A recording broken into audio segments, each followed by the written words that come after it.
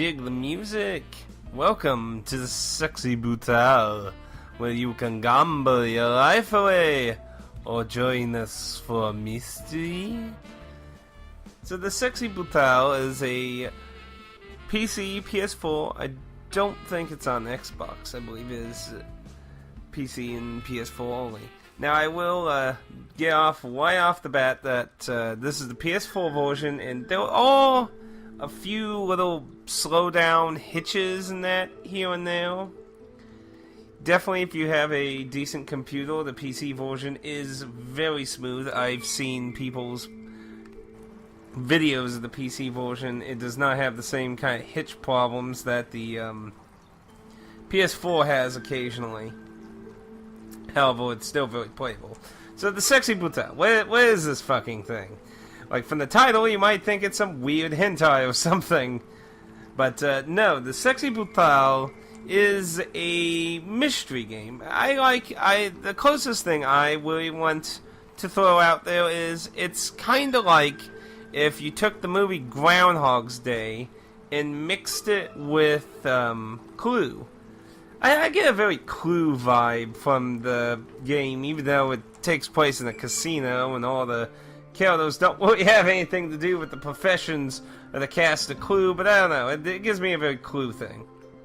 So, you play as a priest who is thrust into a strange moral mystery of guests being murdered at this casino.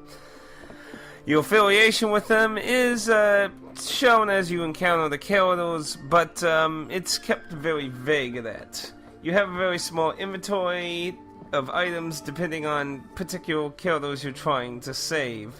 The game's groundhog elements come in because you reset the day over and over again to figure out each target you save. So essentially how each stage of the game goes is that you'll explore the mansion, you'll find a target that needs saved and be introduced to them, and then be given free rein to wander around and figure out how to save them. Now, how you save and keep travel points around, there are clocks. Early on, you'll get a stopwatch. The stopwatch allows you to connect it with a clock, so you can restart the day at that clock, so you can be at many points of the mansion at different times by linking it to a clock and then restarting the day, and you'll start the day at that clock, allowing you to track your new target easier instead of having the one cross half the mansion stuff. But there are items. There aren't too many. It's kept pretty small, and there are also collectibles. There are quite a few different collectibles. You have the actual target's masks that give you powers. Those are mandatory. However, the additional side stuff, the 52 cards and the 9 invitations of the guests, are all things you can also collect on top of that. And additionally, one of the later masks allow you to study all the rooms and get information on all of them. So there's a lot of stuff you can do if you want to get into the details, or you can just stick to the nitty-gritty of saving the different guests. Now, each guest has different solutions and styles. Some are easier and harder than others. I kind of felt the difficulty on saving certain characters kind of varied. Some are hard, and there was later ones that turned out being really easy and then hard and that. So it kind of varies. Overall, though, the difficulty of the puzzles is kept pretty okay-ish. They're not too difficult. This is definitely not an incredibly hard game for me. But I do like how the casino itself is designed. As you progress through the game, you'll find parts where they kind of circle around again. So you'll be able to do that. Now, you can't actually interact with any of the guests unless you save them. So you actually have to stay away from the rooms they're in. So you can hide in rooms or take peeks into the next room and see what's going on. This also allows you to eavesdrop on conversation, since time freezes when you're in a room with someone.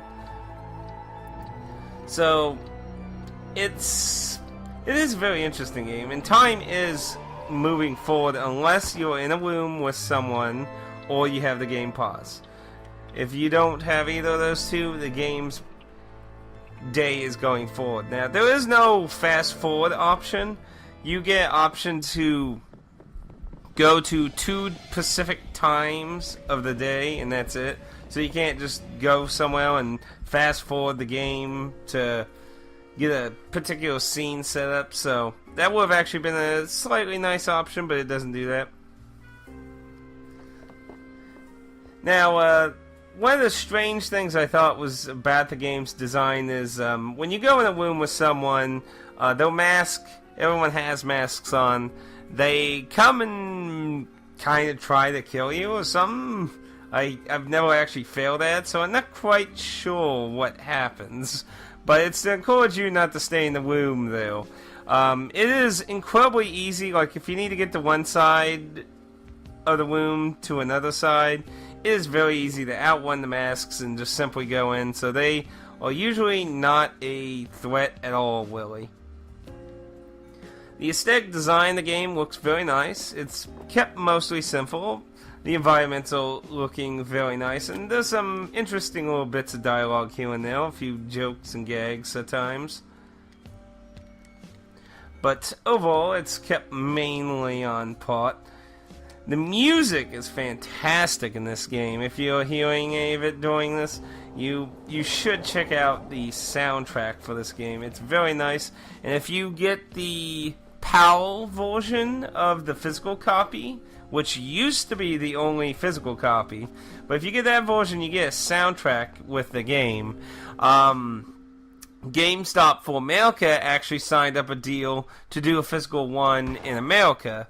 That has not came out as far as I'm aware of yet. But if you're interested in a hard copy for your PS4, that's probably the best way to go for Americans. But overall, I'd say this is a very enjoyable game if you enjoy little mystery games of figuring out things and kind of redoing, like if you fuck up and trying to figure out what you did wrong or try to find the solution moving forward. It does get a little convoluted when it comes to finding the ultimate mystery of the game.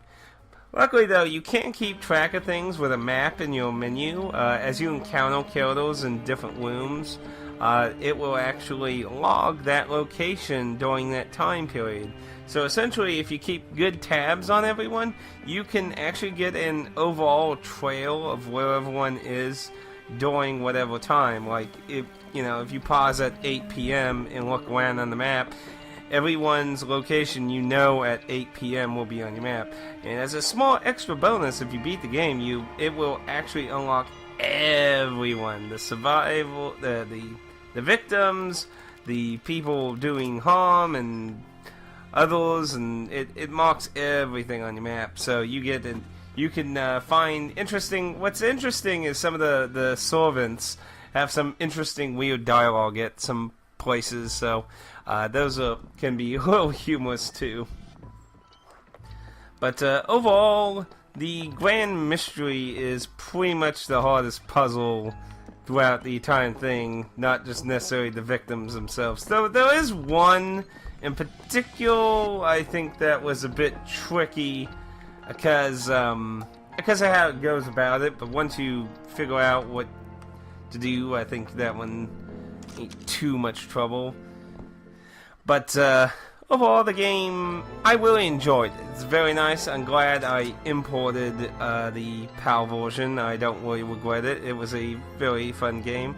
The PAL version does have multiple languages, which includes English, though the back of the cover and the manual that actually comes with it does not have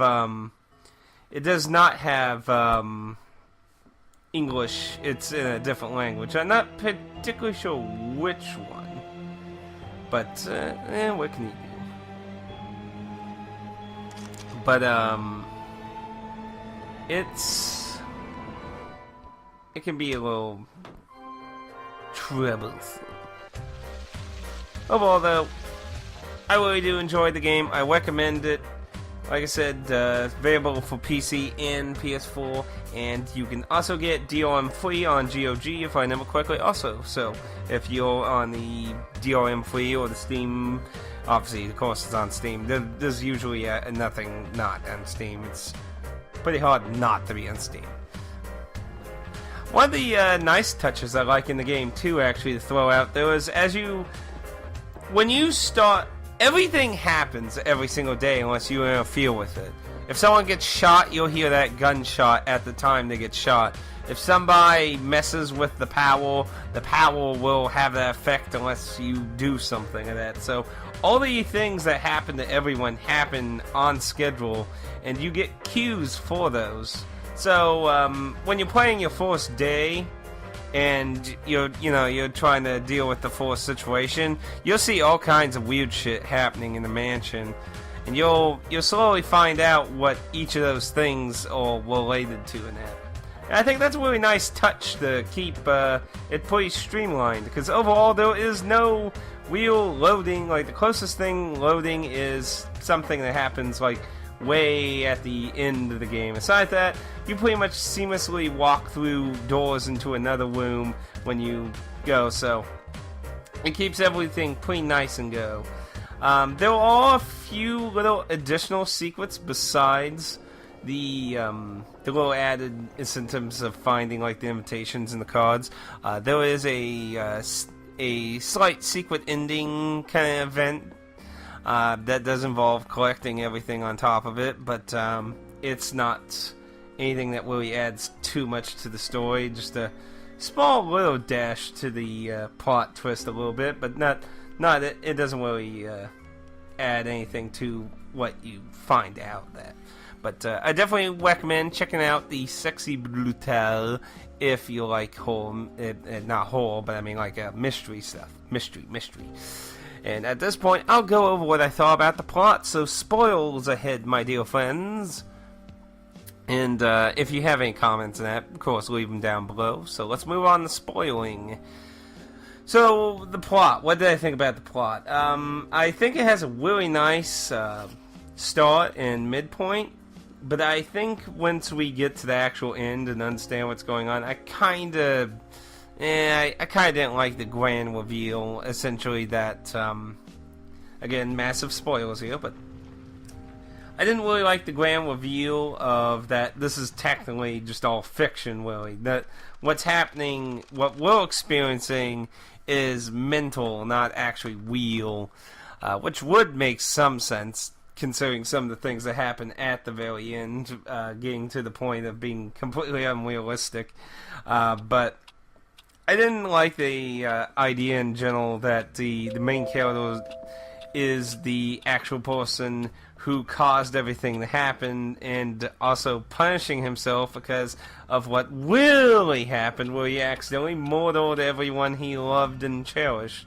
by accident for insurance fraud.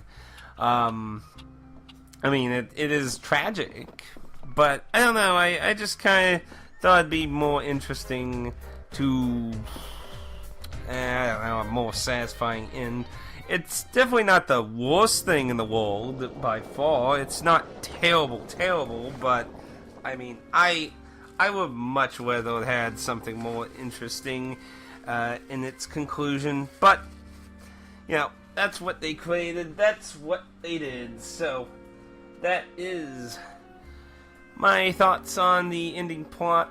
My favorite victims, I would say my favorite would be the opera singer, the duo near the end who tried to also be uncovered, and the safecracker duo, I think, are more interesting survivors that you go and try to save. The last puzzle isn't really that hard at all. That should be like very self-explanatory. Overall, though, even with all that, I really did enjoy the Sexy Brutale. It's also a really easy platinum, too, if you happen to be into trophy achievements and such.